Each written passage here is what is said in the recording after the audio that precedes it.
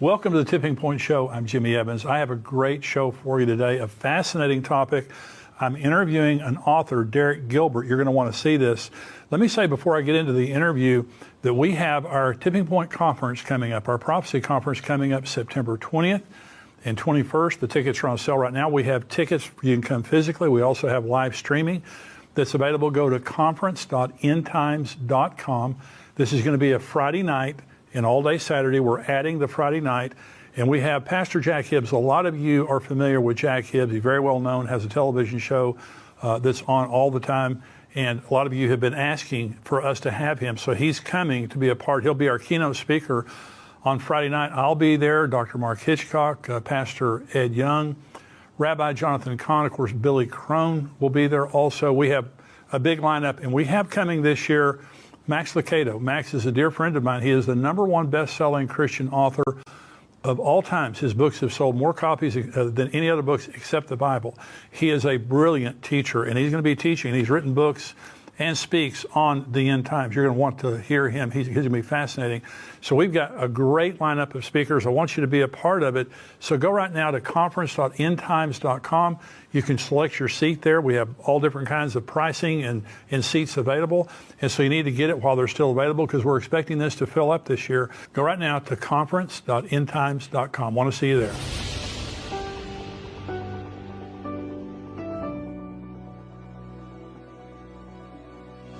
Welcome to the Tipping Point Show. It is my great pleasure today to have joining me on the show Derek Gilbert. He's the co-host of Unraveling Revelation with his wife Sharon. They've co-authored the books Veneration and Giants, Gods, and Dragons. And he's joining me today to discuss his most recent book, The Second Coming of Saturn. Derek, thank you for joining me today. It is an honor. Thank you for having me.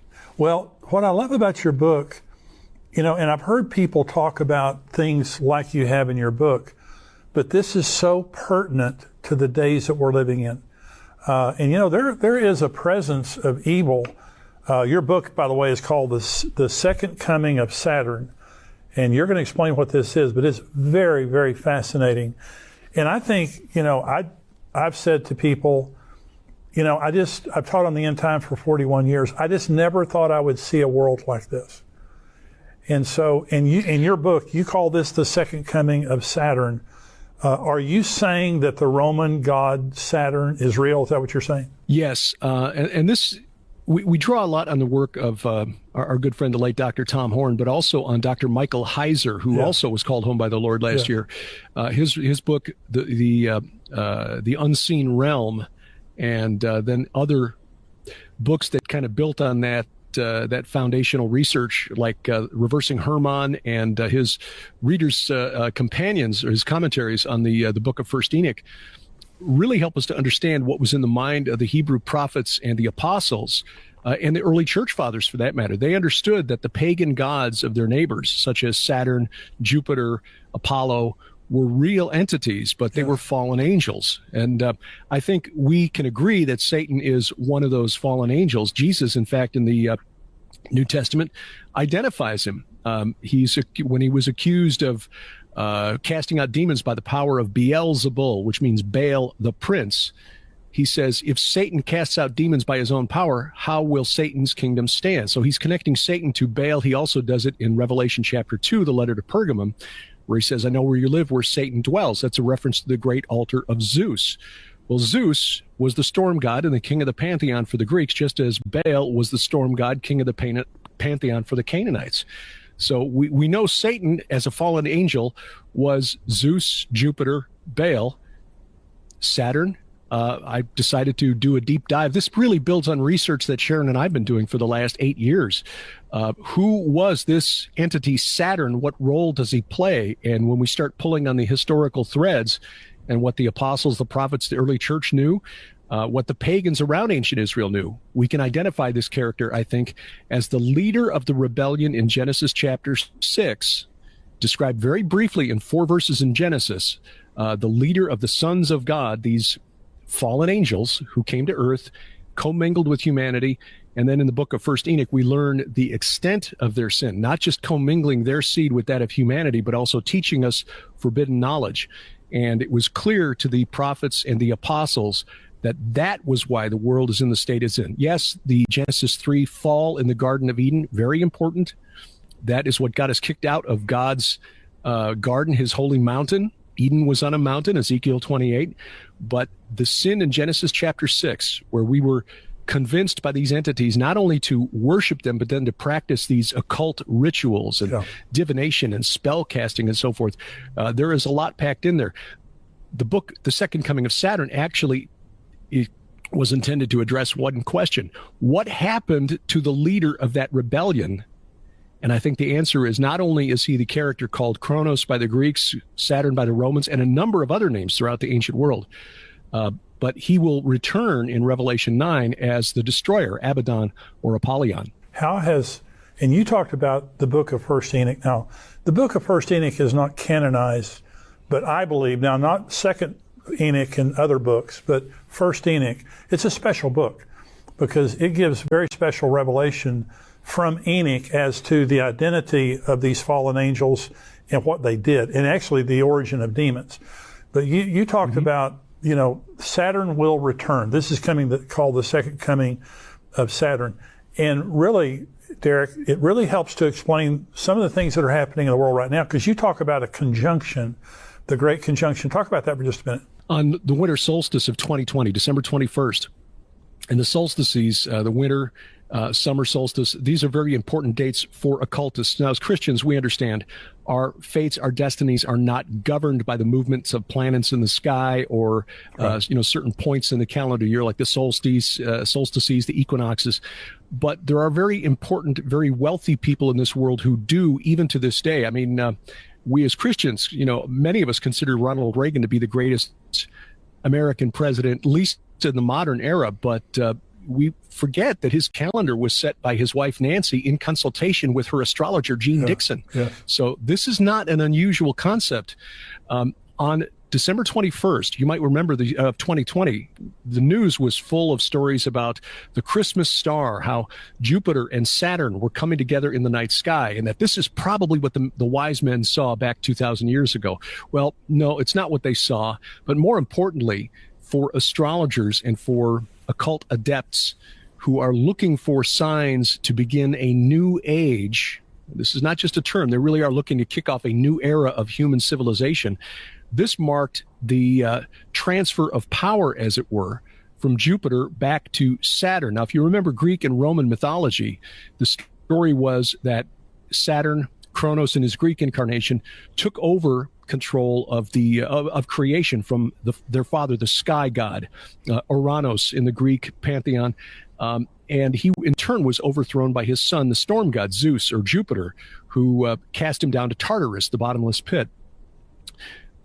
In the year 40 BC, toward the end of the life of Julius Caesar, the beginning of the reign of Octavian, who became Caesar Augustus, a Roman poet named Virgil, who was trying to please his patrons. I guess when you're a poet, you need wealthy patrons to, put bread on your table.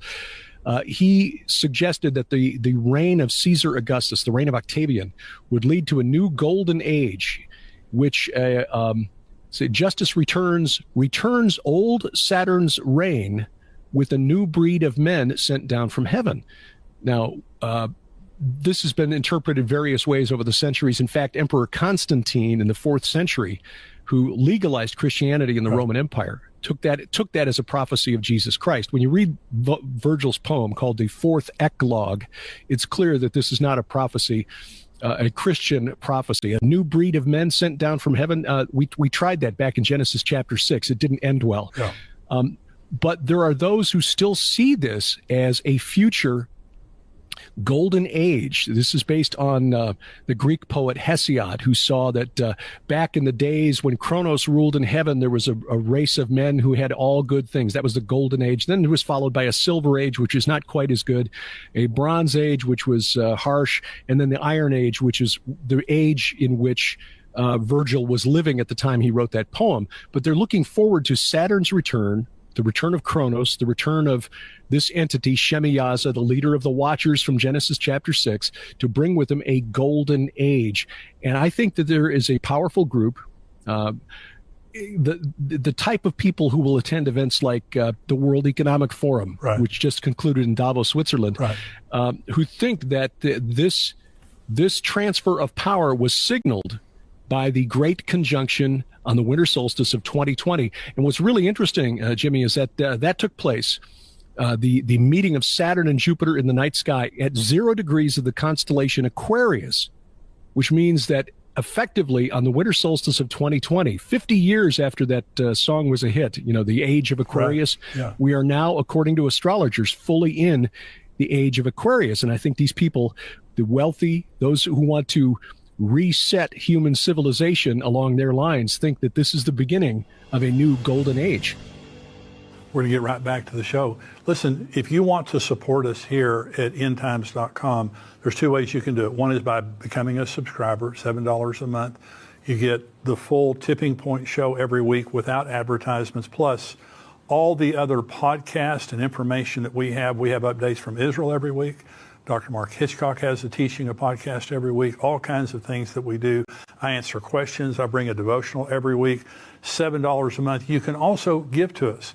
You can go to endtimes.com right now. There's a donate button and just give a gift. Nothing is too small, nothing is too large, and you can give a recurring gift.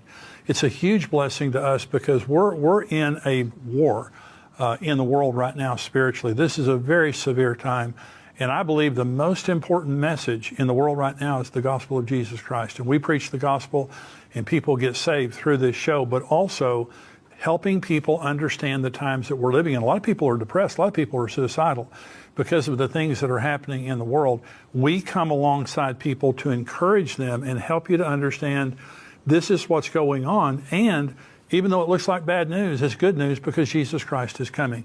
If you want to help us get this message out, become a subscriber, $7 a month, or you can also just go to endtimes.com and donate to us. Just give us a gift, a recurring gift. Anything that you give is a blessing, and it helps us to take this message out. Let's go back to the show. Well, it sure seems like to me, Derek, you were talking about the conjunction. It seems like evil has increased, in the last few years. It's just it's something palpable. We look back to October 7th, the Hamas attacks, which were unparalleled in maybe not unparalleled in human history, but certainly in modern history.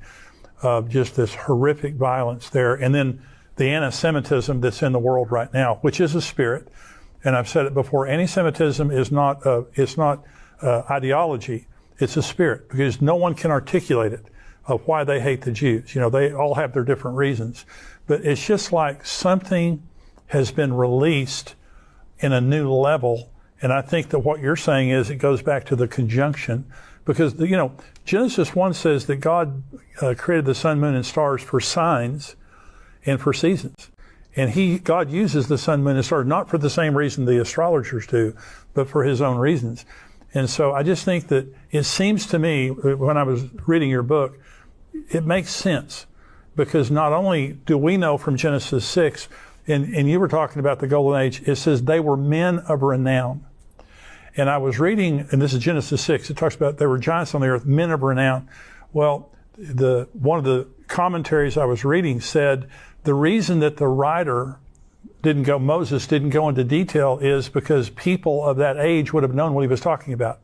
It didn't need a reference point. They knew who they were. Well, now we look back, that's Saturn, that's Apollo, that's all these different figures that we look back on. Many people look back at those as mythological figures. They're not mythological figures. Those were actual figures. So go ahead with what you're saying. How does this, the conjunction and what you're talking about, how does this affect us today? Well, I think you hit on one aspect of it with the attack on October 7th by Hamas. And we just want to acknowledge that friends of ours who've led several of the tours that Sharon and I have taken to Israel are now serving in the IDF reserves. So you've got men who, not to insult them, but they're years past their peak fighting age, who are now, and women too, who are now serving in the reserves.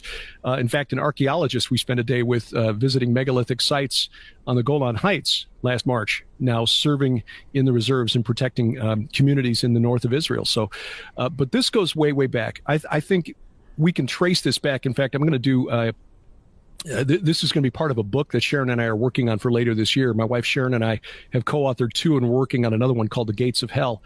I think this conflict for Israel goes back to this rebellion in Genesis chapter 6. The Canaanites knew this entity called Kronos by the Greeks and Saturn by the Romans. They called him El. Not El Elyon or El Shaddai, Yahweh, the God of Abraham, Isaac, and Jacob, but El of the Canaanites, who was the father god of their pantheon, who, like Kronos and Zeus, was replaced at the top of the pantheon by the storm god, Baal. There are a number of sites in and around Israel that were sacred to this entity. Right. And in the book, The Second Coming of Saturn, I trace all of the identities. And this was known to the pagan authors of the classical world. They've got multilingual god lists that have been discovered by archaeologists over the last century, sort of like the clay tablet version of Google Translate, where they will list all of the gods of the Canaanites here, and all the gods of the Akkadians here, and all the gods of the Babylonians here, the gods of the Hurrians here, and that way you knew who you were supposed to pray to in the various languages. El of the Canaanites was known as Asher to the Assyrians. He was called Enlil by the Babylonians. He was known as Milcom to the Ammonites, which means he is Molech of the Hebrews. Wow. So this entity, Kronos, Saturn, El, was Molech, and Molech is probably the most reviled, notorious of the pagan gods in the Bible. I mean, this is the one who is demanding child sacrifice. Yeah. Well, yeah, so did Kronos of the Greeks. So did Saturn of the Romans. His Phoenician counterpart, Baal Haman. Likewise, the Tophets of the Phoenicians are infamous in the ancient world. At Carthage, on the islands of Sardinia, Sicily, southern Spain, they found these multiple cemeteries with the remains of young infants under the age of 2. This is who this entity is. And this is the entity who wanted to claim the land that God had declared his since the time of Abraham, when he pointed Abraham to Mount Moriah for the binding of Isaac. This entity, even though he is chained up in the abyss, and we know this from 2 Peter 2, verse 4, where he says, God did not spare the angels when they sinned, but cast them down to, our English Bibles say hell, but the word in Greek is Tartarosus, not Hades. Tartarus is a separate place reserved for supernatural rebels. Wow. This entity and his colleagues from Genesis chapter 6, those sons of God, they are the entities in Tartarus. In other words, the Titans of the Greeks and the Romans are the Watchers, the sons of God from Genesis chapter 6. Same group, just the Bible has the real news version, and the mythology we were taught in high school is the fake news version.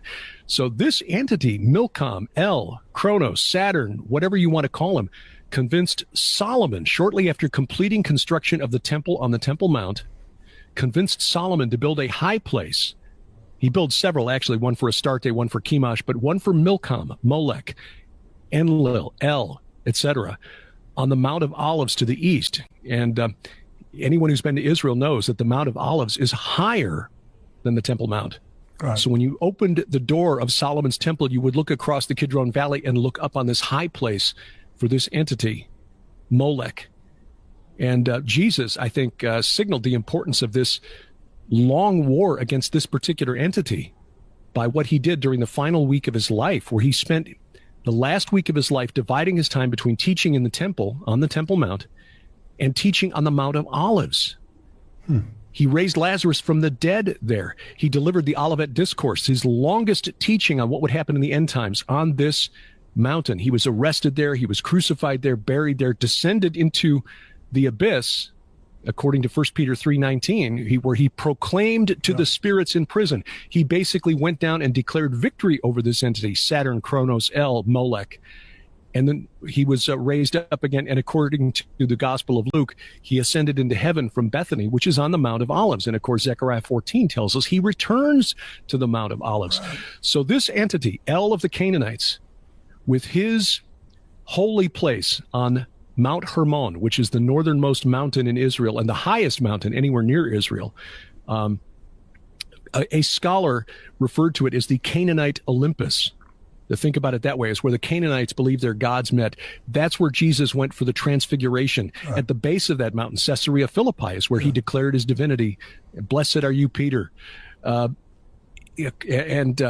you've got the Carmel, which means vineyard of El. You've got Bethel, which means house or temple of El. And his other identity, known to the Philistines as Dagon, the chief god of the Philistines, even well into the Christian era, the chief god, the patron god of the city of Gaza, called Marnus, just another name for Dagon or El or Molech. Same entity. And I think, Jimmy, one of the most fascinating takeaways from the study of this particular entity is that he is in the abyss, he and his colleagues, locked up in chains and gloomy darkness, according to Peter and Jude, while Satan still wanders the earth. Is this entity even more dangerous than Satan? God found it necessary to lock these fellows up while still wandering the earth, tempting, lying, destroying. He gets out at the end for 5 months, but only 5 months. But I think this long war, even from his prison cell in the bottomless pit, is still working through minions to influence things in this world. As we know now, for the 5th consecutive year, the number one cause of death on earth is the sacrifice of children through abortion. Hey, thank you for joining me today. Be sure and subscribe to this channel and also like this channel so that other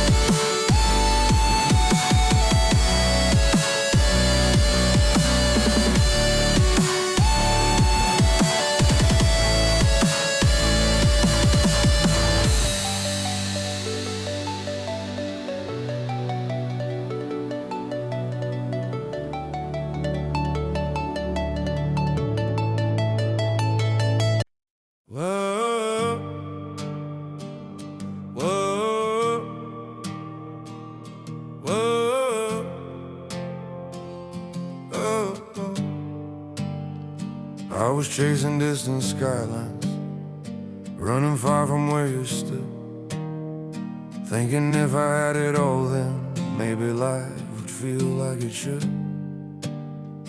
Every road kept pulling forward, every dream was somewhere new, but I never saw the pieces were all leading back to you. I tried to hold the whole wide world, every star, every view, but every piece I ever found was just another part of you. Every step, every mile, every dream I thought I knew led me back to where you are. My whole world was you.